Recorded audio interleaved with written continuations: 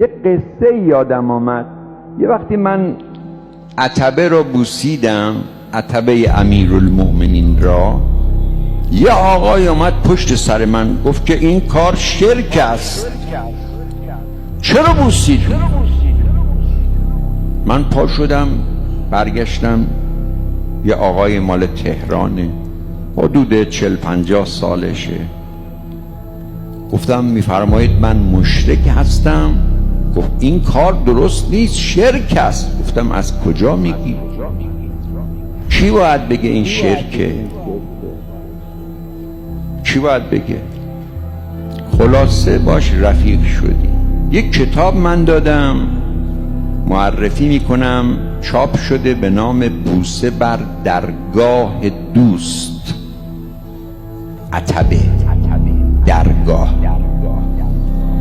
این کتاب اصلش مال آیت الله مرحوم مامقانی رضوان الله علیه. این رو آقای مهدی پور برادر عزیزمون استاد ارجمند ایشون ترجمه کردن، اینجا چاپ کردن، مرکز جهانی. ادله بوسیدن درگاه اهل بیت، ادله عتبه بوسی، ذریح بوسی، دربها را ببوسی، اونجا آمده.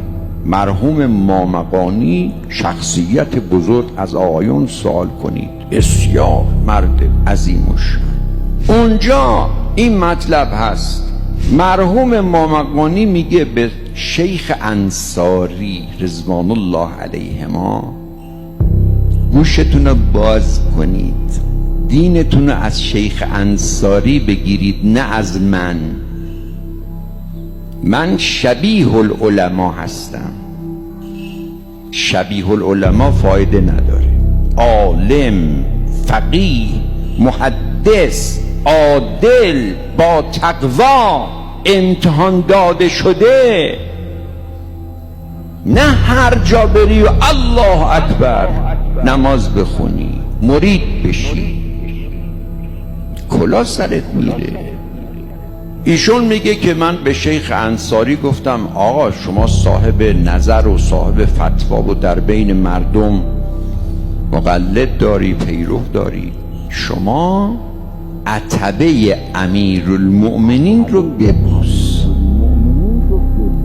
مرحوم مامقانی به مرحوم شیخ انصاری، ایشون میگه که شیخ فرمود امیرالمؤمنین که جای خود، سید الشهدا که جای خود، من عتبه ابوالفضل العباس رو میبوسم، اونم تازه نه به خاطر ابوالفضل، گوش کن و دقت کن، نه به خاطر ابوالفضل علیه السلام، ابوالفضل که خیلی مقامش بالاست، من به خاطر این که اینجا جاپای زائرین ابوالفضله، من جاپای زائرین رو میبوسم. ابوالفضل که بالاست، این حرمته.